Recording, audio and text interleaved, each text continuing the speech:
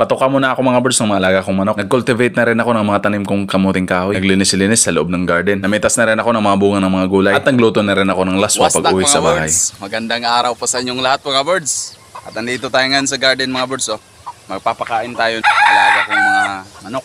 At saka mag-harvest ako ng mga bunga ng tanim kong gulay mamaya. Tara. Dito natin sisimulan mga birds ang ating mga gawain. Ang mga alaga ko kasing manok, excited ng kumain. Tamang-tama, kakabili ko lang ng dog food para sa kanila. Dog food nang sa ganun ay imbis na tumilaok ay tatahol sila. Yun, masama na yung tingin sa akin ni Stacy at ni Stella. Bakit daw kasi nagbo-voice over pa bago ibigay yung pagkain nila? Pasaway naman tong isa, gusto na agad humiwalay kahit napakaliit pa. Kayang-kaya niya na daw mamuhay mag-isa. At bago natin ibigay ang pagkain nila, ay kape muna. Grabe, isang higop lang yung isang tasa. Umagang-umaga pa lang pinapakain ko na sila. Di pwedeng malate, baka mag-ulcer sila. Kahit wala kaming pambili ng bigas. Basta't may pambili ng patuka sa kanila ay okay na. Pinapakain ko lang sila ng mabuti para mas masarap yung lasa ng tinola. Tinola kasi mga birds yung palagi kong naalala sa tuwing nakikita ko sila. Pero di pa naman ngayon, baka bukas o makalawa. Pero biro lang talaga yan mga birds. Seryoso lang tayong pakinggan pero nagbibiro naman paminsan-minsan. Pero pwede naman nating totohanin kung kinakailangan. Una ko nga palang pinapakain mga birds si Stephanie at ang mga sisiw niya. Nilalagyan ko nga pala ng sabaw yung pagkain niya. Nang sa ganun mas lalong sumarap yung lasa niya sa tinola. Ay di naman sa ganun biro lang. Baon ng nyug lang nga pala mga birds yung pinapakainan ko sa kanila. Nang sa ganun ay simple lang. Napakasarap nito sa ginataan, talagang malinamnam. Ano ba to? Panay ulam na lang talaga yung naisip ko. Tinulang manok, ginataang manok, tsaka adobo. Ano ba tong pakiramdam ko? Parang ginayat na bawang sibuyas at tsaka luya yung nilalagay ko sa bao. Gisa muna tayo mga birds ang ating mga pampabagong sangkap. Tapos gisa muna natin yung karne ng alaga nating native na manok. Na-imagine mo rin ba yon? Sobrang bango, sabay amoy sa hawak-hawak mo na sandok. Sabay lagyan muna natin mga birds ng toyo at suka para yung lansa mawala. Tapos pamintang durog, tanlad at siling haba.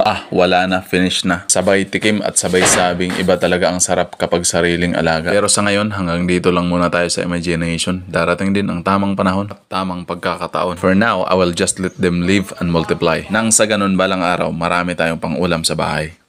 Tapos na ako magpatuka ng mga alaga kong manok. Yan yung bahay nila.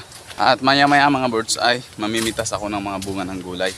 At sa ngayon, magbubunot muna ako mga birds ng damo dito sa mga tanim ko na kamuting kahoy sa labas ng garden.